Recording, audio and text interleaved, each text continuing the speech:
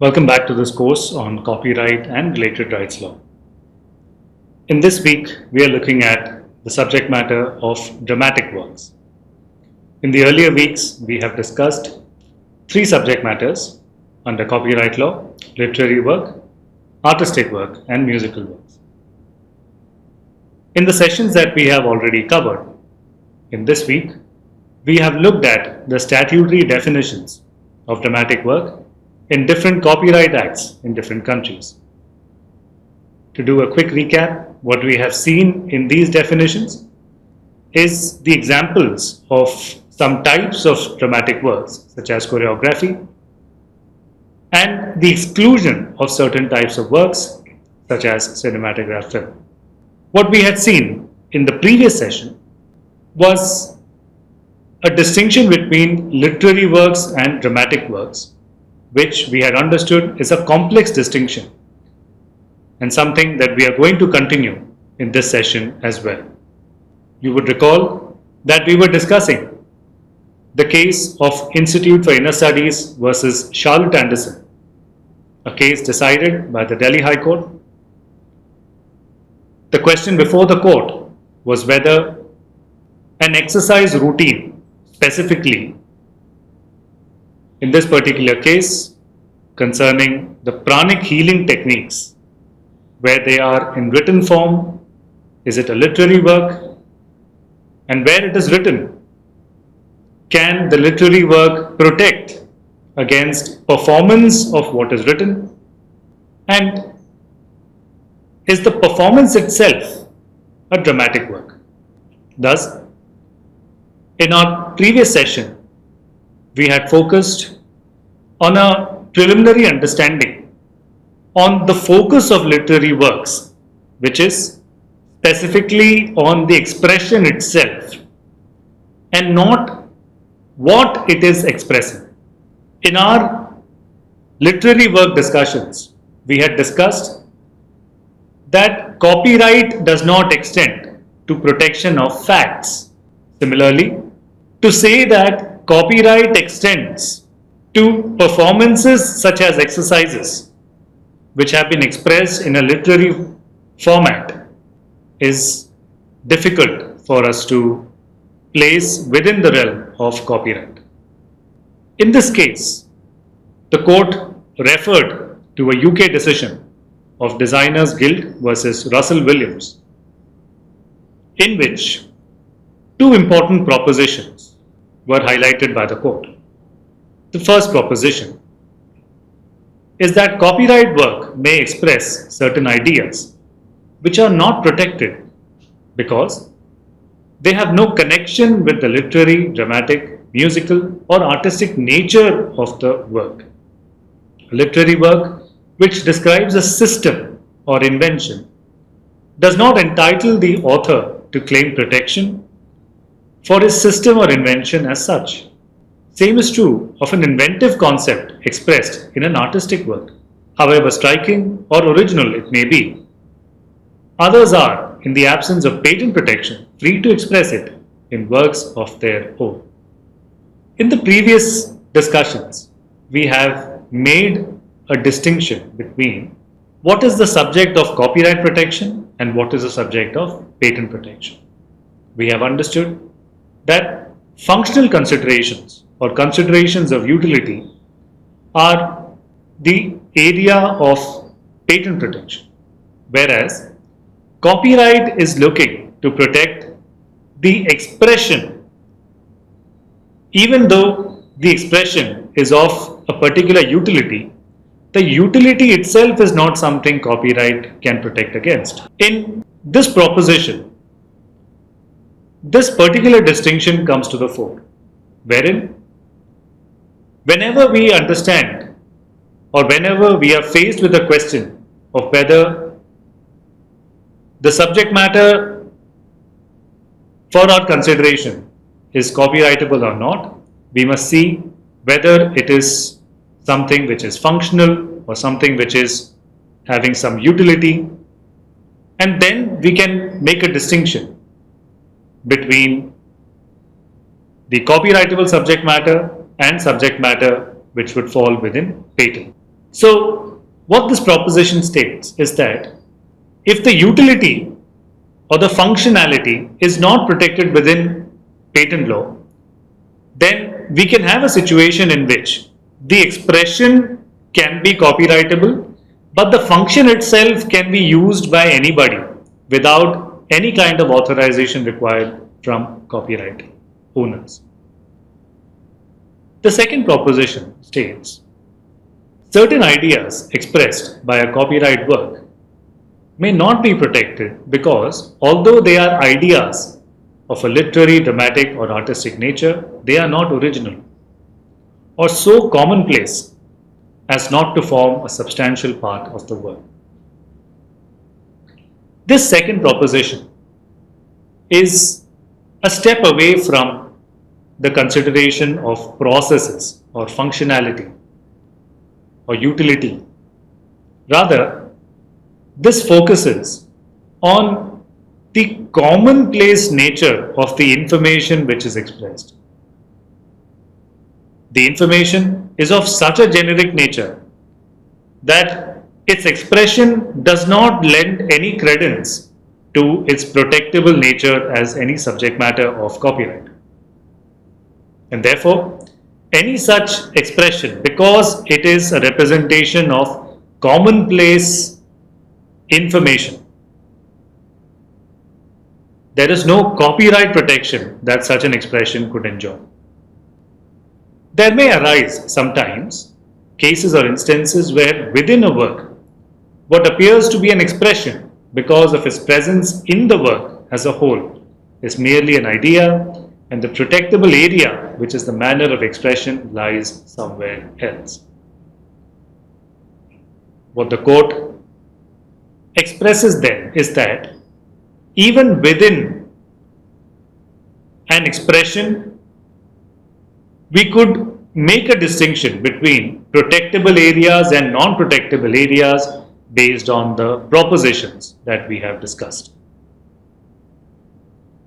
You can imagine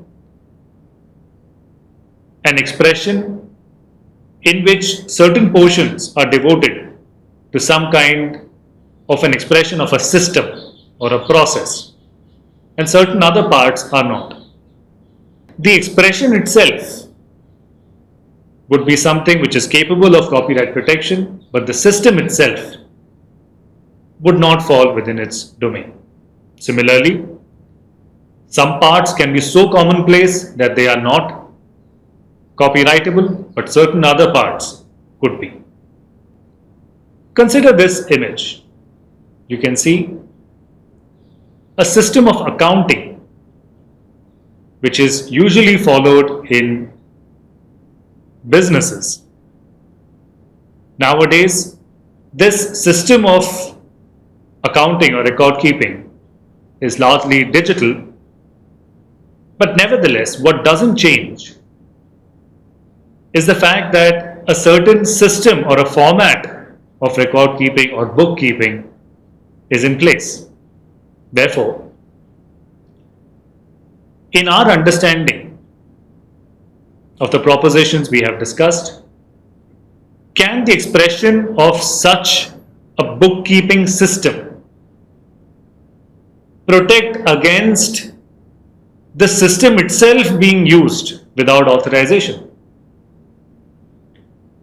This interesting question was considered by the US Supreme Court in a seminal case in late 1800s called Baker versus Selden.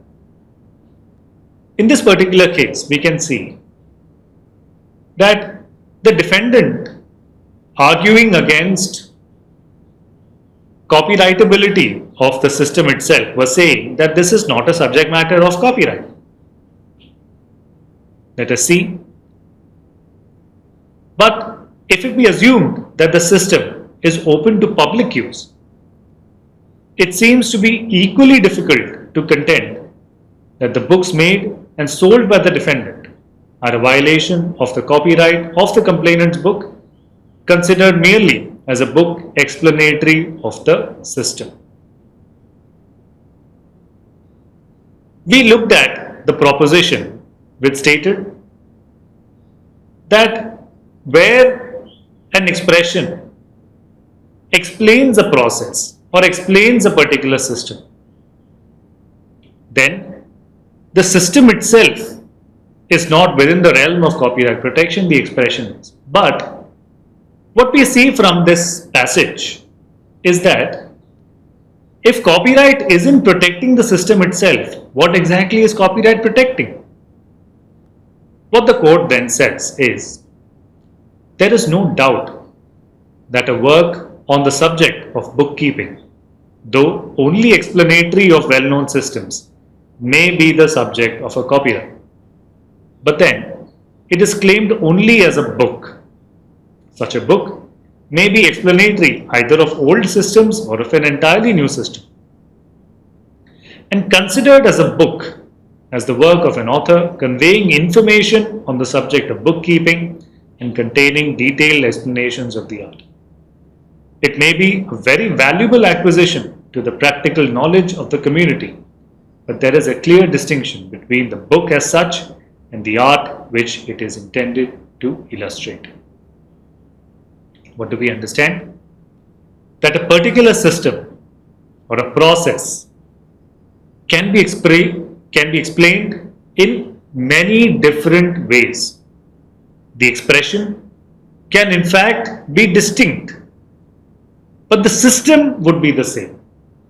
Therefore, what copyright is looking to protect is the specific manner of expression and against its copying, but it cannot protect the system. Look at this image. You can see medicines. Now, medicines are serving a functional purpose. But imagine a person who is writing a book on medicines, say a specific medicine, what is the ailment that the medicine is looking to solve, how is it solving it. Imagine if because of just this writing, the medicine itself and its functionality is protected by copyright. The US court explains that this clearly lies in the domain of patent law. The expression cannot protect functionality, and as the court explains, in the case of medicines, if the discoverer writes and publishes a book on the subject, he may copyright his book, but that only secures to him the exclusive right of printing and publishing his book. He does not gain any exclusive right to the manufacture and sale of the medicine. In taking these two cases and their legal ratio, what Justice Manmohan Singh in the Institute for Inner Studies versus Charlotte Anderson then states is that copyright vests in literary work in the language employed in order to describe the art and not the art itself. Therefore, it justifies a general proposition that copyright lies in the expression of an idea and not the idea itself. In our discussions on literary works, we had discussed that the value of a literary work lies in its information capacity, its instructional capacity, or its capacity in providing pleasure through literary enjoyment.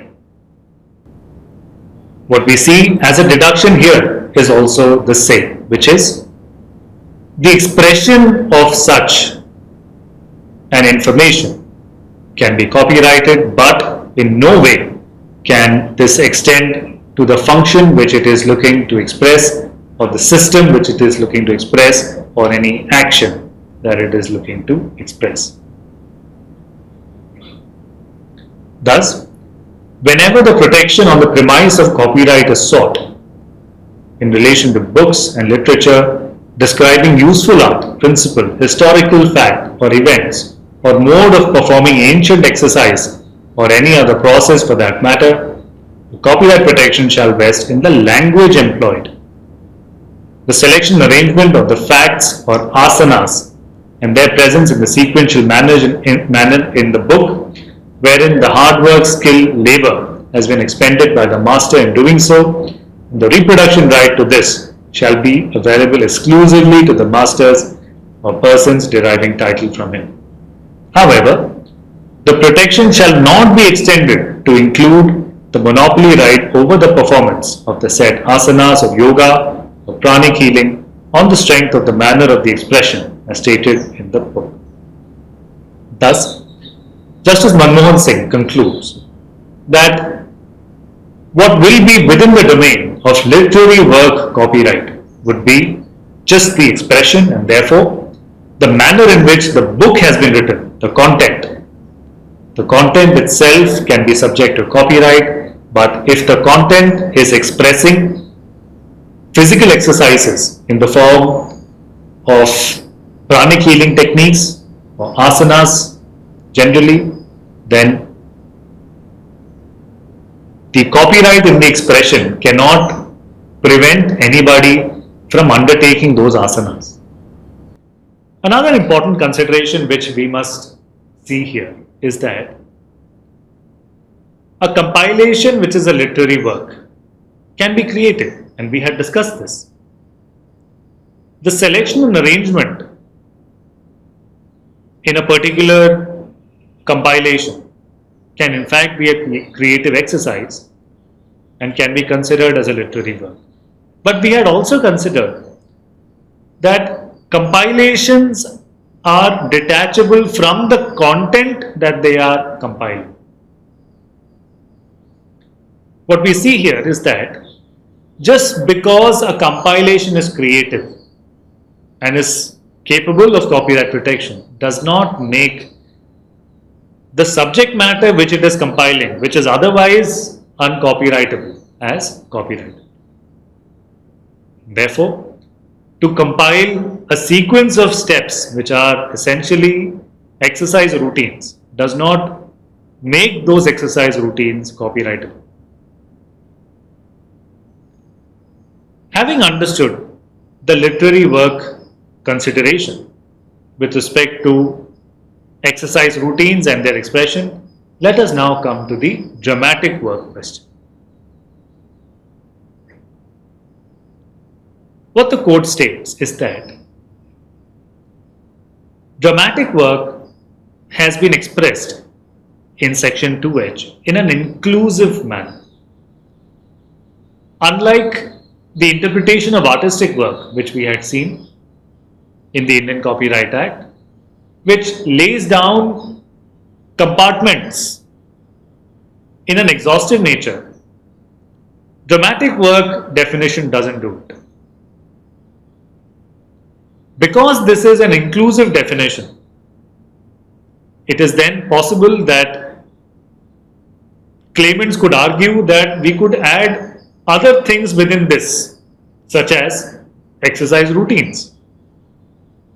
Therefore, as the court states, the consequence of the said inclusive definition would result in the right holders like the plaintiff to argue that asanas of yoga or pranic healing is akin to choreography if the same is written in the form of a script, and thus if there is no voice or song along with the dance, it may be similar to that of pantomime or dance.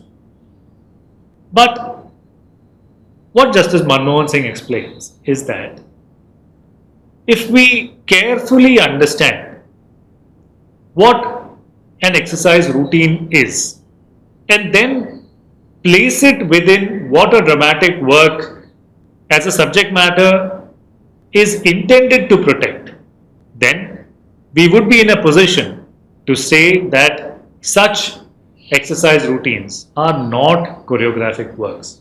But to understand this, we must understand what is it that dramatic works are intended to do. When we consider recitations of poems or singing of songs, we discussed that there is no requirement for any bodily movement, no action that is required for the purpose of such recitation. Therefore, where there is no action in a performance, we can distinguish it from performances wherein there is action.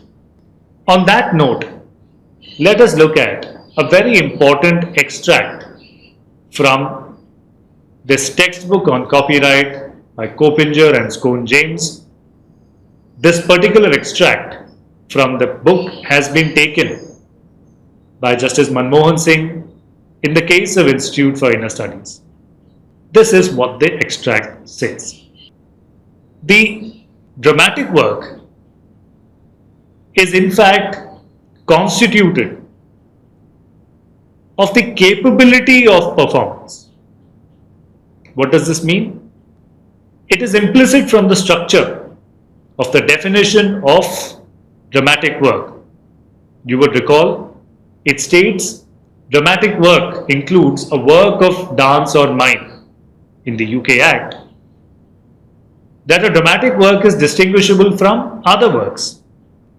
Because a dramatic work has been identified separately from literary work and artistic work and musical work, that in itself tells us that there is something different about dramatic works from literary work. But what the definition doesn't tell us is what exactly this distinction is.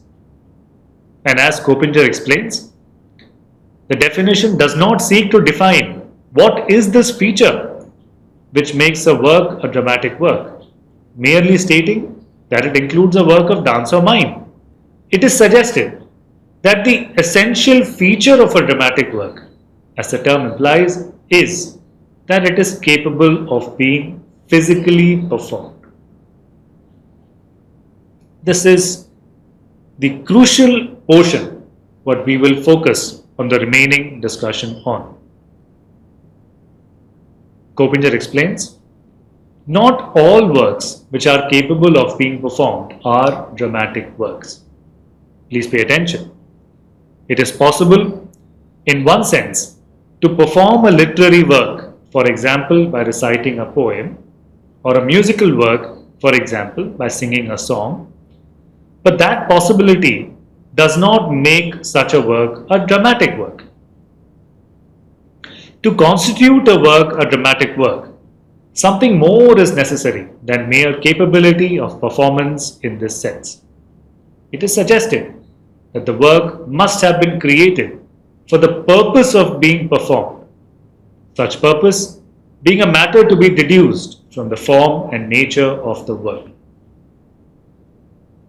Thus, a work which was intended to be sung by a singer in character costume but without action would not, it is thought, to be a dramatic work. The assemblage of a scene to be viewed or to be subject of a photograph, even if incorporating human actors, does not constitute a dramatic work, as it lacks the necessary element of action. What are we understanding here? We are seeing that there is a distinction that we can make between a literary work and a dramatic work on the basis of purpose itself. Imagine a book. When a book is written, the primary purpose of the book is that it should be read. But what is the primary purpose of a script? The primary purpose of a script is not the same as a book. The script is meant to be performed. Therefore, there is a distinction in purpose. There is also a distinction in terms of the performance. A literary work, if it has to be performed, it does not require any action. On the other hand, dramatic work such as dance requires action. As Coppinger continues, he says, the elements or features which may make a work a dramatic work are many and varied. And in the case of an obvious example of a dramatic work, such as a play or a screenplay, will be readily identifiable as the dialogue and the acting directions usually found in the stage directions. However, in order for a work to constitute a dramatic work, there must be sufficient certainty of its subject matter. In the case of a play or a screenplay, this presents little problem since what knits the separate incidents together so that they can be performed as an entity is the structure of the work or the plot, which comprises the setting, the characters, and the interrelationship and development. What does Copinger say? Imagine a play. Now, in a play, there will be clear directions on what is expected from the performers on the stage. But there is something that connects these directions together, and which is the plot. According to Copinger, in dramatic works, there must be a certainty of action through such a connection of directions of action. And therefore, a sports game, does it fit within the ambit of a dramatic work? What about news or current affairs programs? Do they? Imagine a basketball game. This particular basketball game, does it constitute a dramatic work? You would note that there is a lot of uncertainty when a game is being played. The sequence of steps that need to be followed is generally associated with the rules of the game, but the way in which the game is actually played is not having any kind of certainty. And therefore, a sports game would not fit within the ambit of a dramatic work. What Justice Manmohan Singh then says is that instances of doubtful nature of certainty include not just sports games, they include aerobics, and by necessary implication also include yoga and pranic healing technique. Thus, by applying the test enunciated and well settled by the authorities in England for the determining the work as a dramatic work, it can be said that prima facie the asanas of yoga or pranic healing do not fall within the ambit of dramatic work. On this point, let us also take a look at what the US Copyright Office has stated. They say, a mere compilation of physical movements does not rise to the level of choreographic authorship unless it contains sufficient attributes of a work of choreography. And although a choreographic work such as a ballet or abstract modern dance may incorporate simple routines, social dances, or even exercise routines as elements of the overall work, the mere selection and arrangement of physical movements does not in itself support a claim of choreographic authorship. Thus, our discussion has led to clarity in the distinction between literary works and dramatic works. What is this distinction? A literary work is made for the purpose of providing information. Its primary purpose is that it is meant to be read. The primary purpose of a dramatic work is that it is meant to be performed. It's not just any performance. It is a performance of action that makes it an expression of dramatic work. And a performance of action also we can distinguish in terms of whether there is certainty of action, which individual exercise steps would not satisfy.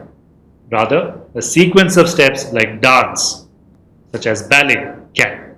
The next session will focus on making a distinction between dramatic works and cinematograph film.